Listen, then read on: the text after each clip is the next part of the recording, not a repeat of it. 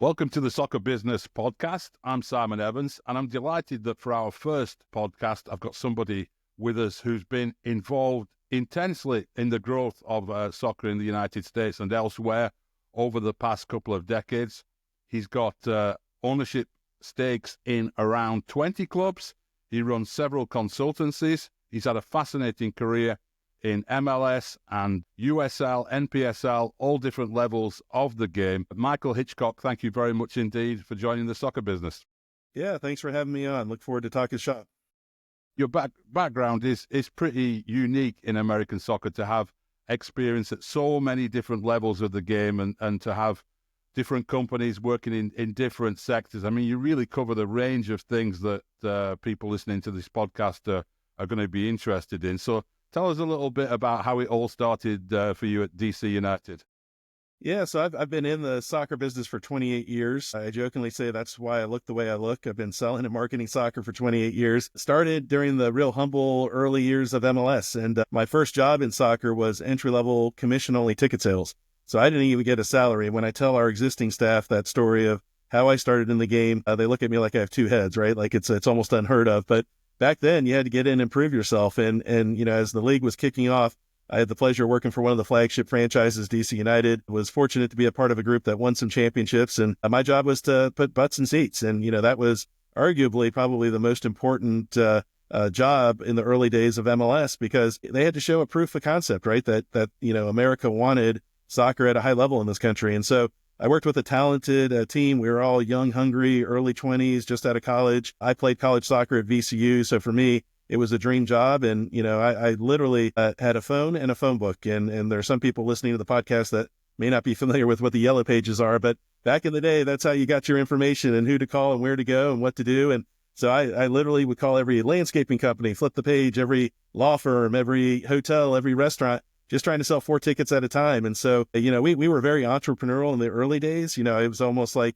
you know, people looked at us like, you know, we were selling communist football back in the day. And the reality was we were selling a game that we loved that, you know, fortunately we had some visionary owners in Lamar Hunt and Phil Anschutz and, you know, Robert Kraft that believed in this sport and knew that, you know, it was going to take a lot of work by a lot of talented people, but it had the potential to become a major sport in this country. And so we were those foot soldiers. We were on the sideline of every field, shaking hands with parents, and at 7 a.m. at every networking event we could attend, and in the evening at networking events again, and in between made, you know, hundreds of phone calls every day just trying to get meetings and sell the sport that we loved. And, you know, fortunately I was successful at it. You know, I sort of had to be, because I had rent to pay and I wanted to take girls out on dates. So when you're making commission only, you better sell or you're not going to do either one of those two things. And so I ended up having a really successful sales career. Ended up moving into sponsorship sales as part of it. So I was selling tickets and sponsorships, really focused on the corporate community.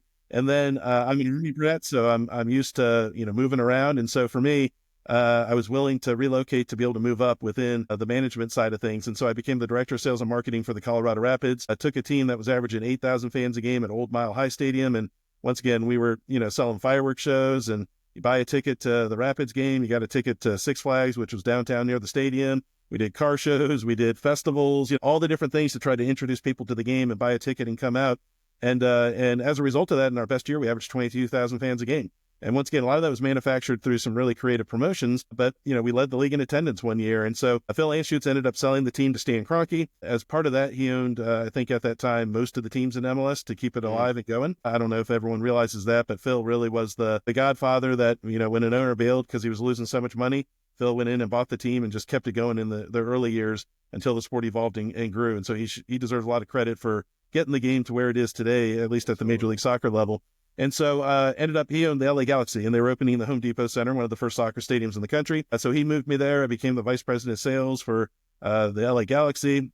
I enjoyed my time out in LA. We had a lot of success. We were part of the management team that came up with the idea of let's bring the sexiest man alive to the U.S. to kick a soccer ball and try to elevate the status of the game in this country. And so we were part of the team that brought David Beckham to the U.S. And then what brought me to Dallas, where I still live today, Lamar Hunt, one of the great sports pioneers who has done so many amazing things, not just for soccer, but tennis and American football, and just an incredible sports entrepreneur and owner brought me to be the general manager for FC Dallas. And so they were opening a stadium called Pizza Hut Park, which was a soccer stadium, 17 soccer fields in sleepy little Frisco, Texas. Highway in Frisco at that time, and more cattle than people. But my wife and I and our family made the move from the beach in LA to North Dallas. And so lived in Frisco. I was general manager for 5 years. We ended up having a lot of success. Once again, took a very entrepreneurial approach to growing the game. We did a lot of concerts and other events at the stadium, which then helped us get more eyeballs to be able to go out and get sponsors in, and just really invested all of the revenue that was generated into growing the sport of soccer. And so I ended up doing that for 5 years, and then left and started my own sports management company. And so the vision of the sports management company was I wanted to be an owner of teams. Now, I'm not a billionaire. I'm an Army brat. I don't have a lot of money sitting in the bank, but I work really hard, and I'm pretty smart with my money. And I knew that lower division soccer was positioned to boom in this country. So based on the success of MLS and the growth and the development of the game, we were going to become like other parts of the world, where you're going to have a true, pyramid that's got a base of the pyramid, the lowest division of pro or semi-pro soccer, with players who are aspiring to move up amongst the ranks.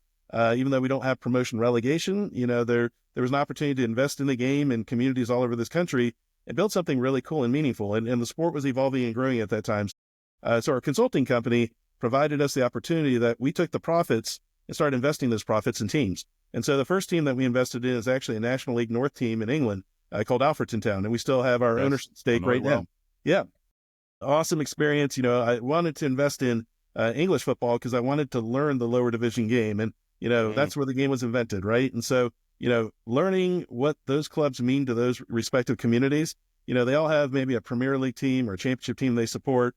So if you're in Alfreton, you might support Nottingham Forest, because you grew up when they won the European Championship, and now they're obviously doing quite well in the Premier League. But your club, your heart belongs to Alfreton Town, your community-based club. And that's what we wanted to build out in the U.S. And so that was an amazing experience. And then, it's about, 11 years ago, we started investing in American soccer at that NPSL and now USL2 level. We also have some teams in the league for clubs. So for us, the area that we're comfortable with is that, fourth tier of soccer in this country. And we run it at a very high level. We've built a really interesting ecosystem around the teams that we invest and own that I think allow us to run them at a really high level. And, some of our teams, in Lubbock, Texas, which is this team right here, the Matadors, we average close to 5,000 fans a game in Lubbock, Texas. Our team in Annapolis averages 8,898 fans a game. That's at the fourth tier of soccer in this country. And you can't tell any of those fans who are buying those tickets who have made a real meaningful investment and commitment to that club, that club isn't important to them. So you might go to a DC United game if you're an Annapolis Blues fan, but you're going to every tailgate party in every Annapolis Blues game during the summer. Yeah, it's fascinating. And I can really feel at the moment, when you talk to people in the business of soccer who are saying there's just so much interest in doing more of this now. It seems like a lot of cities, you see places like Oklahoma City and Cleveland where they've set up these organizations, OKC for soccer or Cleveland Pro Soccer, that don't have a team yet, but are engaging in this sort of outreach and research and looking at stadiums and how they build a venue that works for their community and so on. There's a lot going on in that space. So it is fascinating to talk about this with you. I mean, going into the whole idea of club building, have you ever had somebody come to you just like an individual and say, I want to build a team in my town. How do you help me do this? Is that kind of how the process works? Or you get a small group of people, or are you spotting locations and thinking this one looks a good spot for a team? Yeah, so we're identifying markets that I think there's an opportunity to develop a club at this level that can be meaningful and can be authentic and grow the game. We're looking for markets that are underserved when it comes to soccer. So Lubbock, Texas, as an example, that there was no high-level soccer there. It's not a traditional soccer market, but we felt it's a great sports market because of Texas Tech athletics, and there's a culture there of the 200,000 plus people that live in the hub city wanting to support something that's Lubbock. So we felt that, in the case of Lubbock, that we could bring a soccer team and really use that to help grow the game. And what's been fascinating since we launched the team, when we met with Lubbock Soccer Association, which is the local rec soccer association there, they had 1,500 kids playing rec soccer at that time. This is, 3 years ago. Since then, they just got their numbers in for the spring. They have 3,500 kids playing in the spring. And they credit a lot of that growth to those kids are coming to our games, right? We have a partnership with LSA. We have special promotions. Those young kids get to walk out holding the hands of the players. They get really cool, co-branded, premium items at the game. They get to participate in post-game autograph alley. our players in Lubbock will do during the summer when they're there for 3 months, because we have to bring them in from all over the world. There's no players that, are at that level yet in Lubbock to be able to compete in the NPSL, is they do 300 player appearances out in the community. So kicking and reading programs in the library, going to the Boys and Girls Club to mentor and tutor, kids, to free soccer clinics with LSA. And, every weekend when LSA is playing soccer, we're set up with our army of interns, our staff, our pop-up shop, and fun games. And, our philosophy is make soccer cool, make soccer fun. And when you do that, there's a massive market anywhere USA. And so, that's one of our really cool, interesting stories where we identified a market that was just a underserved soccer market. And now we're exploring soccer stadium there, right? Like, just who would have thunk that?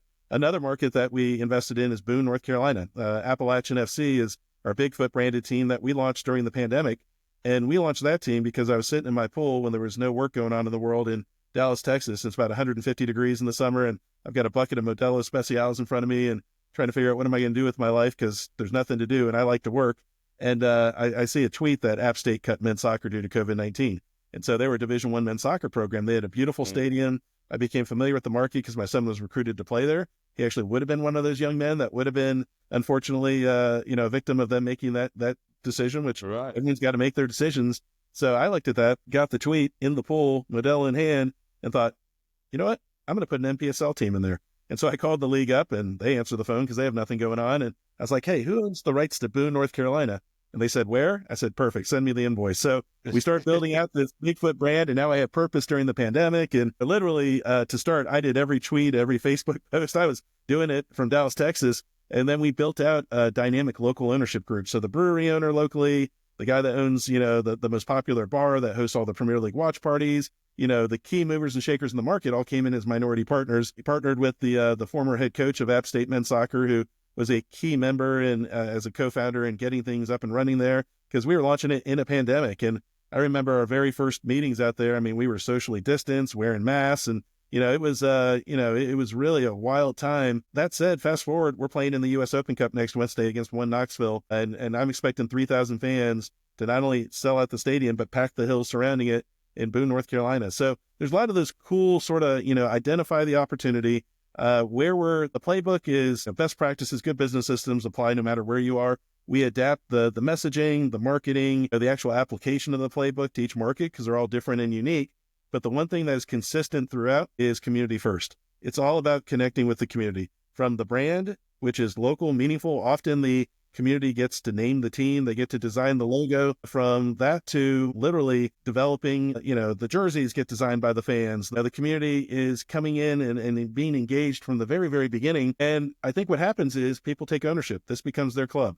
And when you do it the right way, and you can combine that with $10 tickets, $12 tickets, season seats, you get a free jersey, which is great for our sponsors, helps us in being able to, bring in great companies that see tremendous value. You start building that out, but you connect with the community first. Magic can happen, and we're seeing it all over the country.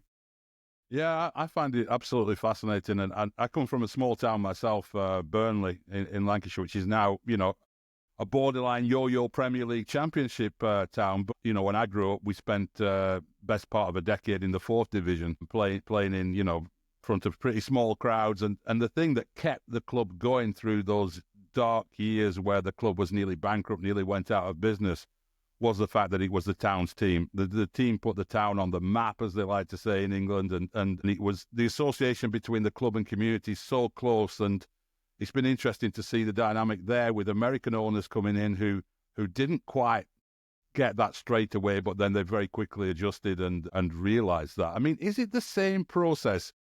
Obviously, community is absolutely essential, I would imagine, if you start in the team in a 4th division. You can't come in and behave like a big-time Charlie and this is the event you need to be at, end of story. But I would imagine it works pretty similar all the way up the pyramid, wouldn't it? I mean, MLS clubs have to do a lot of community building as well when they come in. I mean, are these the same principles they apply all the way up? Yeah, I think we've seen the game evolve at the highest level where, back at, early days, FC Dallas, 1996, 1997, I think we had 15, 20 employees, right? They now probably have 115 or 120. So, you've got to, as the game has grown and evolved at that highest level, I think the game has changed a bit. So, early days, I mean, what we're doing now is early days MLS is really what it is. We're on the sidelines of the fields. We're hosting coaches' happy hours. We're just making a real, it's almost one-on-one, right? Hand to hand. Yeah, and it takes a lot of work, but it's very similar to a political campaign. You've got to go out and connect with people, and they can choose that, this is not for them or not. But my experience is if something is authentic and good for the community, and it gives kids in the community something to look up to, it gives families an affordable night out to enjoy with their friends, and it gives companies an affordable platform to try to grow their business. And now even at the lower divisions, like I said, I mean, close to 9,000 fans per game in Annapolis, Maryland. If you're a sponsor of that team, you're growing your business through that team, through, strategic initiatives. That wasn't the case 10 years ago, right? At this level of soccer. And even now, I think you'll see there are people who love the game, love their community, own a business in town, that they'll launch a team at this level and then realize it's a heck of a lot of hard work. Fortunately for us, this is my job. When I wake up at 6 a.m., this is what I'm doing. When I go to bed at midnight, this is what I'm doing. And it's, 7 days a week. And we've got a talented team, and we've built a really interesting ecosystem around it to be able to run it, I think, at a little bit higher level. I think the big difference between our level of soccer and like MLS as an example is just marketing budgets, right? We can't, we have a team here, the McKinney Chupacabras, that the community actually named, that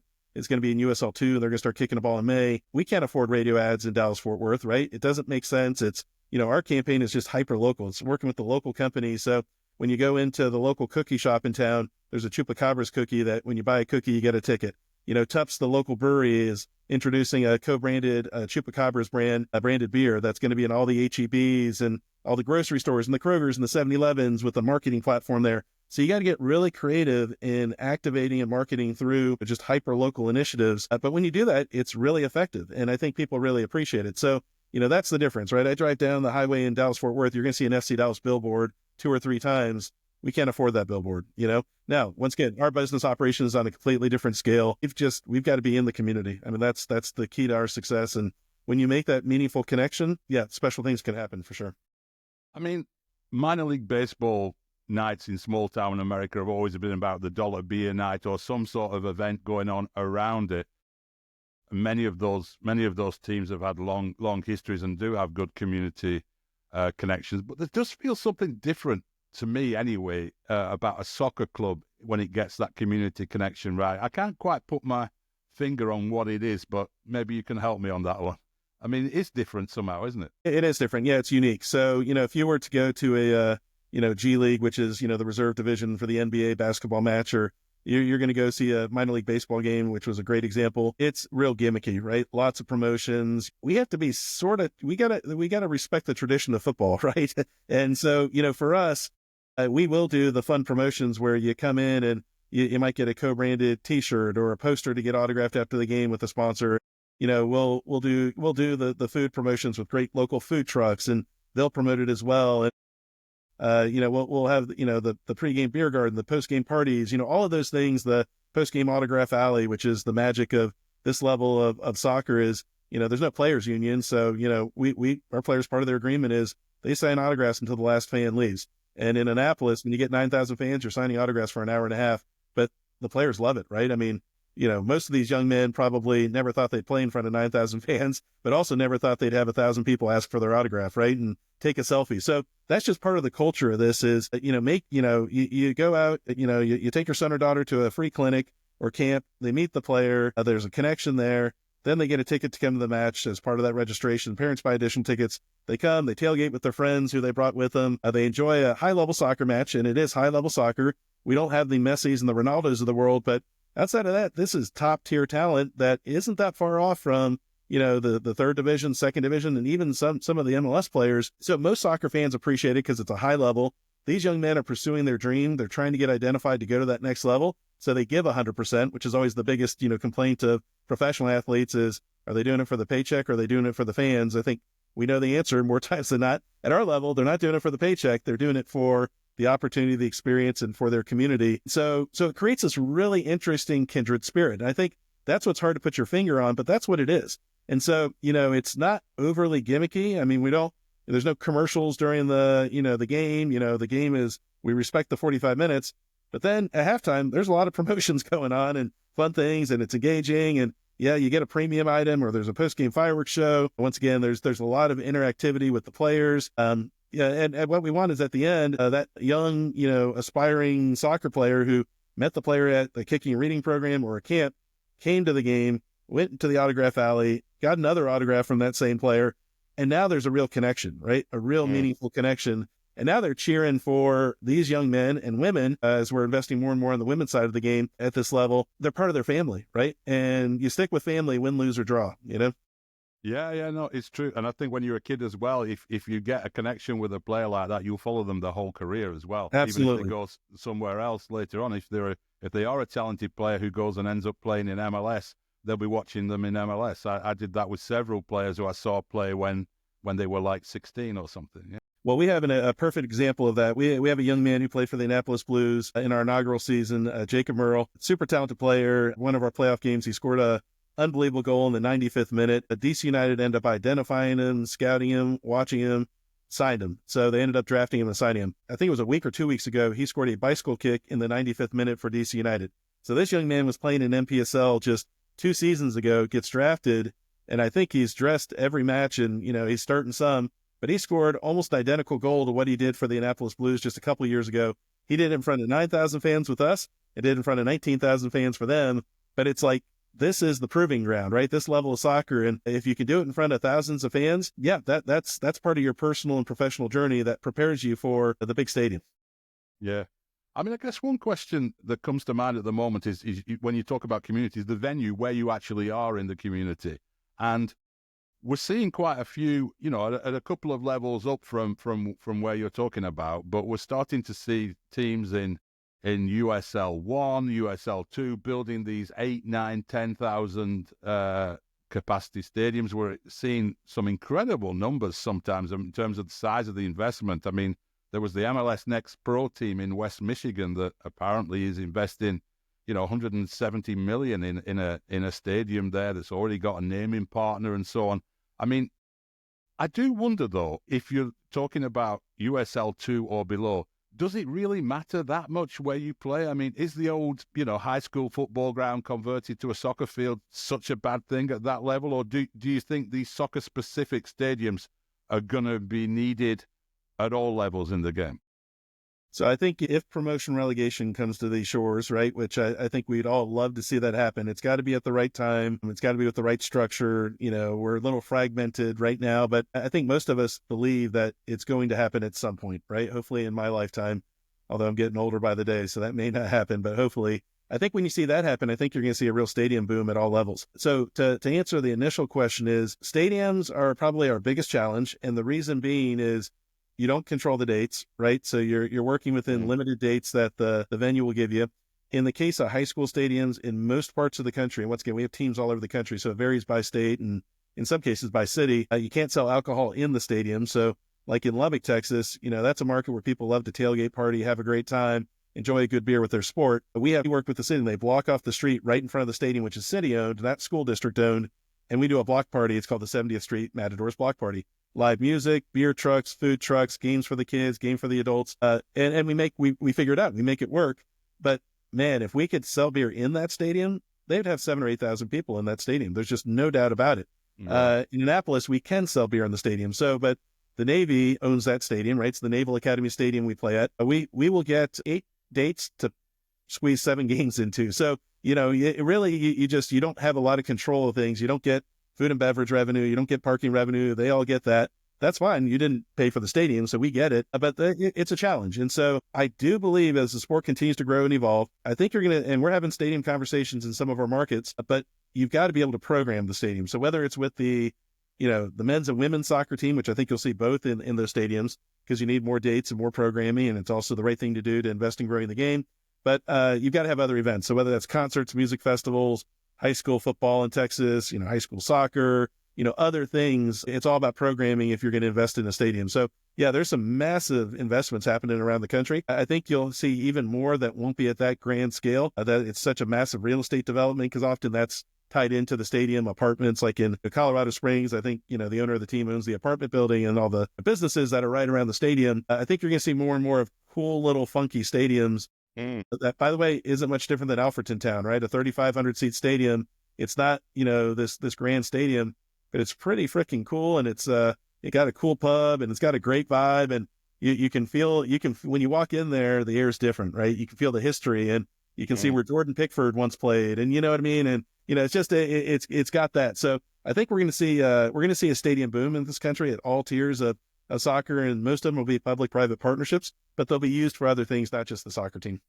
Yeah, the multi-purpose venue, isn't it, that people are talking about? Yeah, and it was interesting. I saw in terms of like people planning for the levels, the stadium they're planning in Cleveland, the downtown stadium there, where they were going to build a 20,000 stadium for the NWSL franchise that they didn't get, that Denver got. And then they came back out this week, and they haven't given up, which I really like, because sometimes you see these bids, they fail, and then you never hear anything. And they were saying that the new stadium is going to be 10,000, but they can build a second tier and make it 20,000 down the line if they wanted. That seems a smart way to go about things. I mean, yeah, we consulted. There was a team in San Antonio. It's now owned by the Spurs Sports and Entertainment that plays in the USL Championship. We launched that team at the Scorpions, yeah. And so we weren't owners, but we were hired. We opened an office down there, moved a bunch of our staff down there, launched the team, played in a high school stadium, sold the naming rights to Toyota, helped get the stadium built. And that was built with exactly that model, right? Is 8,000-seat stadium and then expandable. So the infrastructure is already there to be able to expand over time if the market shows that it should expand, and or you move up to MLS in their case, right? So I think that is a smart way to build. I think the other thing that's really interesting when we talk about stadiums and venues is the modular stadiums. The technology of, you don't need to commit to the stadium for the next 50 years. If you have a cool location and you got, flat land or can turn it flat, you can do what, Phoenix Rising's done, and they built a 1,000-seat stadium that's modular. And all that means is at some point they can pick it up and move it, or the owner of the land can decide they, want to put a shopping mall in 20 years, whatever, right? So I think that's something that's pretty interesting is, there are locations that you have people who own the real estate. They're not sure what they want to do with it. They don't know, what it's going to be. But right now it's just flat parking lot, and you could turn that into a stadium. So I think, and those aren't that expensive. They're cool. They're fun. You can do some pretty interesting things with that. So I think you're going to start seeing, some of those types of venues as well. And that's the type of stuff, when you look at the math, it actually pencils out for teams at, the lower division, like where we are. Yeah, I mean, there's so much more that people can do with it now, aren't there? I mean, it's almost like what Formula One does, really, isn't it? They turn up and they build a venue. In fact, I was at the Cricket World Cup they played a game in Long Island, India against Pakistan, with 30,000 fans there, and they built the stadium a couple of weeks before, and they took it down the day after the game. So it's like the PGA Tour, right? They come in, they set up luxury suite seating, and you sit in, it's a regular seat, just like you were in a permanent stadium. But at the end of the day, it took them a month to put up. It took them a month to put down. But it's a world-class venue, So I think you're going to see more and more of those types of venues. If somebody was looking at this from purely an investment point of view, they're not in love with the game, they don't have the great desire to do something for their community, they're looking for an investment opportunity. Is lower division soccer in America a sensible investment, or is it something that you do because there's other reasons? Yeah, I think if you are going to just invest, you're not going to games, you're not wearing the jersey, you don't care about, giving back to your community. It's just truly an investment. There's better places to invest your money if it's all about the return. That said, I think it's a smart investment for people who love the game and love their community, because the popularity of soccer is growing. We're entering the biggest growth stage in the history of the game. I don't think it's going to fall off after the 2026 World Cup. I think that's going to be a trampoline for the men's side of the game. And then U.S. has announced they're going to bid for the 2031 Women's World Cup, which likely if they're going to bid, no one's going to go against them because they're going to get it. And that gives, I think, women's sports, which is growing so much, a really interesting runway on the soccer side of things. And so, so we're looking at, where we have men's teams, adding women's teams. But for me, we want to be equal. We want to run with the same high level, right? The same venue. So Annapolis Blues, we just announced a women's team there. They're Annapolis Blues, same branding. We've had to add staff, but you don't have to double your staff. So you've got some synergies there with existing staff. But we're playing at Navy Marine Corps Memorial Stadium. We were able to get a few more dates from them. We're going to do some double headers with the men's team, which we think will get 12,000 plus fans for those games, which is incredible to think about that. And then the women will have some dedicated individual games as well. We wanted to do it if we could only do it at that stadium. We didn't want the women playing in a high school venue and the men are playing in this world-class, 32,000-seat stadium. Right. So that was really, really important to us. That said, man, the response to the women's team has been unbelievable. Where in Annapolis, our men's team has probably 4,500 season seats sold right now for this year. They'll get to 5,000, which is pretty amazing to think about that. A full season seats. The women are at 3,200 season seats. So we already have 3,200 season seats sold for the women's team for the Annapolis Blues. Yeah, I mean, looking more personally at your businesses as well, because you've got involved with, you have several sort of consultancies or companies that are working in the business that are drawing presumably on this experience you've built up over the past 20-something years. Can you tell me a little bit about T4 PMI and the different things you're doing? Yeah, so it started with driving back from Lubbock, Texas. It's a 5-hour drive, so you don't get good cell service. I mean, Lubbock's middle of nowhere, Texas to Dallas. And so I'm driving back. I stop in, Rawls, Texas, and one gas station, one, stoplight town. And I'm pumping gas, and I'm like, man, I just left a game on a Wednesday night, which was Ted Lasso night, right? Fun promotion. We gave out mustaches to all the kids and parents, and really, really cool. One of the best promotions we've ever done. It cost you $300 for the mustaches through Oriental Trading Company. And, we had 4,000 fans at the game on a Wednesday night, right? I'm like, what can I do to help? Like, it's a small staff, right? What can I do to help this staff accomplish more, make sure they don't burn out, right? That's a big concern because, I mean, this is a lot of work. Anyone who talks to me, we talk, 3 times a day with people who want to invest. What I make sure they understand is it's a lot of work, so don't get into it unless you are willing to invest in people to do the work, or you're going to do the work, or a hybrid combination of both. But anyways, so I'm pumping gas and I'm like, racking my brain. I'm driving and, it's just literally all it is ranches. You drive through the, all these different ranches. It's a really cool drive. And I do a lot of thinking, and I'm like, I got to help the staff out, right? How do we get to 5,000 fans? And I came up with this idea, virtual vice president. I was like, we now live post-pandemic in a virtual world where what we're doing right now wasn't really accepted, even though the technology was there in 2019. We'd have to meet in person, right? And that's how it was done. Well, now it's all done virtually, right? And so I said, I'm going to create a company that's going to allow me to hire vice president level talent. I've got enough teams. I'm going to split the cost of those executives across all of my teams, and they're going to help our teams run at a higher level. We'll still have the small dedicated front office team, but right now they're going to have the experts in these other areas that I can pay more because just we're splitting the cost amongst the teams. They don't have to be willing to move to Dallas, Texas, right? Which some people love, some people don't. They can work in New York. They can work in California. They're going to be a virtual resource team, right? And it's basically a management team to support our teams.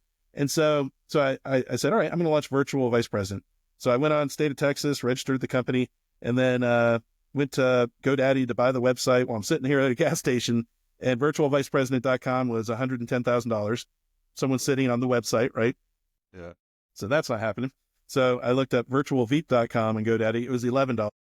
So I bought virtualveep.com. Veep's a term for vice president. Yeah. Then went back to the state of Texas and changed my registration, and then drove back to Dallas. So we launched this company, and this company does, all the financial stuff. Imagine you're the GM of a team. You want to go out and shake hands and go to events and, engage the community, sell sponsors that are local. But you got to do financial reports, P&Ls, cash flow analysis, centralized purchasing. You got to go buy stuff. And I said, I'm going to take anything that can be done virtually off their plate, and this team's going to do it. These people are hired because they enjoy doing that. Now the GM can focus on local business development, brand development, fan engagement, 12 months out of the year, and just community outreach, right? That's the job of the local team. And so what's happened is now we're selling more sponsorships. We're attending more events. We're at more speaking engagements. We're in the schools doing mentoring and intern programs. Like, they just have more time. And now I've got a staff that does the financial review, cash flow analysis, business analytics, all the stuff that, needs to be done. Teams that are ordering soccer balls, we order them all together and we get better pricing, right? So we created this, we do all the content creation, the marketing materials, the sponsorship decks, the presentations. So we launched that company to help our teams run at a higher level. And then that just got the ball rolling, right? And I was like, okay, where are we spending lots of money as teams? Cost of goods and services is doing this, continues, right? Still going up because of tariffs, or just the costs are going up 10% just because. And that's since the pandemic, we've just seen that. So I'm like, all right, where am I spending the most of my money across all of our teams?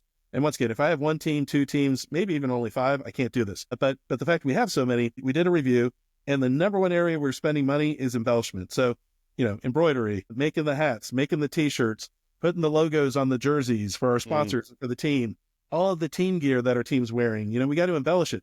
And we're hiring third parties in every market, and they're charging a ton. They are charging a ton of money. And that is because they feel they have to. That's fine. So I launched a company called Pine Street Press. I live on a street called Pine Street. My wife and I started the business because we didn't know anything about it, pressing the stuff on our kitchen table just to learn the business before we actually got office and hired people. Well, that company, by doing the embellishments in-house, on our own for ourselves, we saved $250,000 last year for all of our teams. So, that's money that now can be invested in hiring more staff because, we're not taking money off the table. We're trying to grow this thing as much as we can. And so it goes into marketing, goes into, exploring, new business opportunities in the markets, partnering with people, giving back to local charitable organizations. So it's a game changer, right? But we launched that business as an in-house apparel production company. And then I looked at, the next area where we're spending lots of money, and it was marketing. I believe marketing is key, right? So good branding, good looking gear, it's got to be stuff that people want to wear with your logo on it. I call merchandise marketing that people pay you for. And so as a result of that, we charge less than other people do to buy the t-shirt or the hat or the jersey because I see it as marketing, right? Now I'm still making money on it, but it's marketing. And so anyways, we're spending lots of money on that, all of our different teams. And I was like, let's go create a soccer branding agency that does the marketing in-house. So we created Tifo Branding with an incredible creative director. He was actually one of our teams was using him for all their creative. And we created a soccer branding agency. So, these different companies, they service our teams, they help our teams, but we also provide their services to other teams at this level that have similar challenges. And so if you need gear apparel and apparel produced or embellished, we'll do it for less than it would cost going to a traditional third party. Now, if you can go get a great sponsorship deal with someone you have a relationship with your market, we encourage that. But we save lots of people lots of money. And so, that's just something we're super passionate about. And I'm always looking at, this time where small business is hard, man. It's just not easy. And when costs continue to go up and revenue is increasing, but not at the same rate as costs, I'm like, man, if I can be part of the solution, not part of the problem, I want to be that. So we did it for our teams, but others can benefit from it as well. And so that's just sort of where our mindset is. We've got the teams, we got the markets, and, and where can we invest that will help our teams run at a higher level, can be more professional, better products, better services, keep our costs down to the fans so we don't have to increase the cost of tickets, season seats, or merchandise. And then it becomes its own business, within soccer. It's all within soccer. That's our space. They're getting the benefits of being part of a bigger entity without necessarily having to be in that situation where everything's controlled like the way it is in MLS, where you get some benefits of scale, but you can only wear Adidas jerseys, right? That's right. Yeah, all of our teams, I mean, that's a really good point. I'm glad you brought it up. We tell our teams, our local management team, that you make the decisions that are best for our market, our brand, what we're building. And they're all different. Now we use Puma for a lot of our teams because Puma's fashionable and, we like that, right? I'm 52 years old. I don't need to be the guy that knows fashion. I just need to know the people who understand what fashion should be, right. The young people who want to wear cool gear. And for us, that's Puma, right? But, we've got some teams that are Capelli and, so our teams can make the decision. They're given the resources. We're here to strategically help them strategize and come in market to make sure that, things are going well, but they're all independently run. And when it comes to, developing the team, like on the pitch, I have zero involvement in any of that. Coach, sporting director, technical director, GM, you're on your own, right? So there's no conflicts because they get to build whatever team they want to build. I want to make sure that we have the best possible organization that's doing as much as we can in the community to grow the game that we love. That's the mission. Brilliant. Final question for you. I think I'm going to ask this on a lot of the shows we're doing here, but the World Cup's coming in 2026. Don Garber called it rocket fuel for soccer in America. There's no doubt it is going to be a big deal. I think you can almost feel its effect already, in terms of some of the things we're seeing, what we're talking about with stadiums and some of the sponsorship deals and investment that's coming into the game. But let's go 4 years after the World Cup. We're at 2030. What does American soccer, the pyramid, look like, and what would you like it to look like by that time? Yeah, so I believe we're going to see more investment in soccer in the next 3 years than we've seen in the previous 30. And that's going to be, I think, at all levels, facilities, teams, leagues. And I think for the most part, that's going to be good.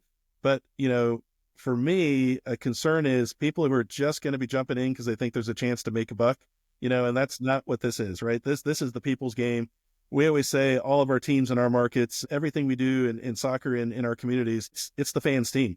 I just happen to be the crazy or visionary. Time will tell if I'm living on a beach or under a bridge. We don't know. Yeah. Too early to call. But I'm the guy who's willing to write that first check and get the thing going and put in the work and do all that. But it's the community's team. And those teams are going to, outlive me if we continue to do our job well. My concern is you're going to have a bunch of people who come in that in the next year say, man, I could invest X and make Y. Yeah, I want to do that. And that to me is not what this is all about, right? So that's a concern, when it comes to, the growth of the game. And then how many of those people are going to bail once, it's just like their stocks, right? If it peaks, they're going to sell it, right? That's my concern. The OGs, the guys that have been doing this a long time, we're in this for the long haul, right? I mean, I get people who approach me wanting to buy our teams. I'm like, no, we're building this because we love it and we believe in it. And I experienced not working during the pandemic. I can't do that anymore. I will die a death by 1,000 cuts if that's the case. This is what I love, right? I love doing this, and we just want to keep growing it where we think there's an opportunity to do it.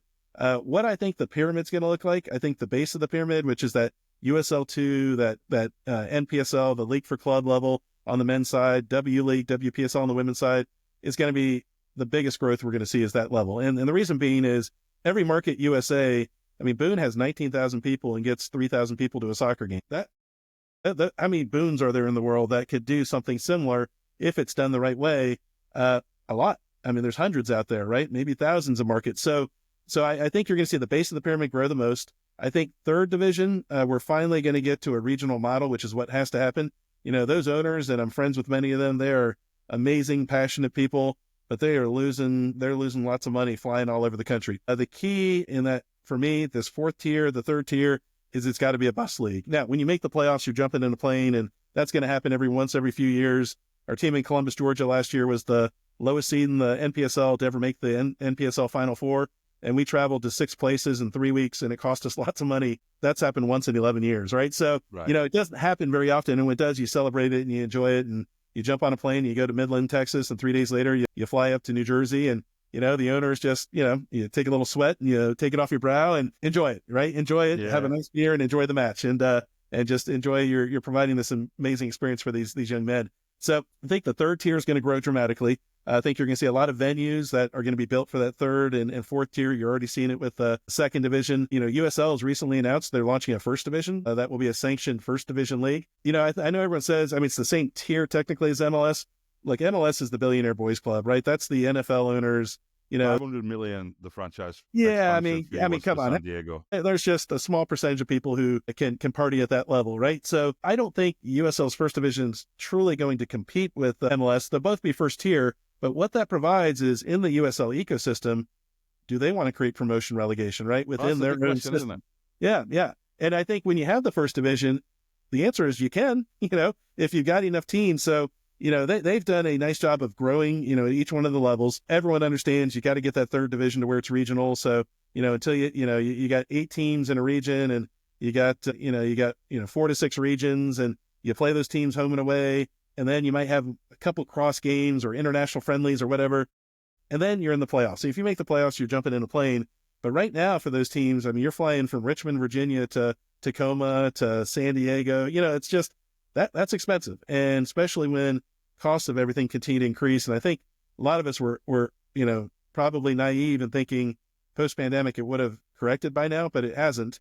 And I can tell you, I've got vendors that, reach out to me weekly saying, be prepared, your invoices might go up 10%. I'm like, going, okay. So, now I got to come up with another creative way to drive more revenue without charging people more or find ways to cost other places. So at the end of the day, this is a business, right? And it just happens to be the small business of soccer. But I do think you'll see promotion relegation. I do think we're going to start seeing solidarity payments for developing players. When that happens, I think you're going to see more free youth academies around the country, which I think is pretty amazing because there's lots of talented ballers out there that can't afford to play youth soccer in this country right now. Absolutely. Shame on us, right? Shame on us. We should figure a solution there. We've got a test project in Fort Worth, Texas, where we built this field in this underutilized park space called Vaqueros Field at Sycamore Park, public-private partnership with the city, but we're paying for it, but they gave us the park land to be able to do it.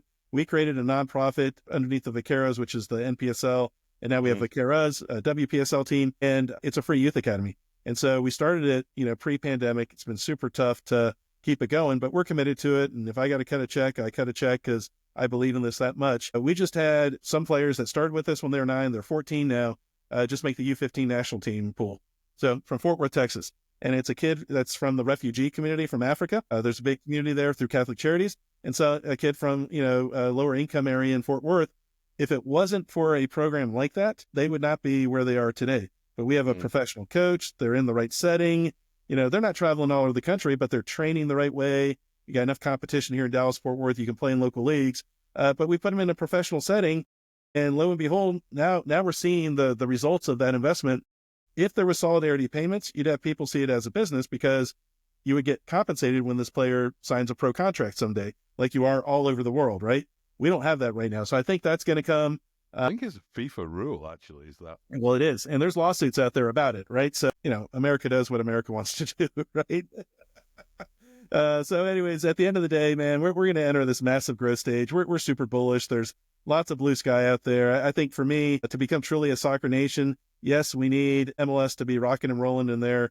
28 U.S. markets, I think is the number, whatever it might be right now.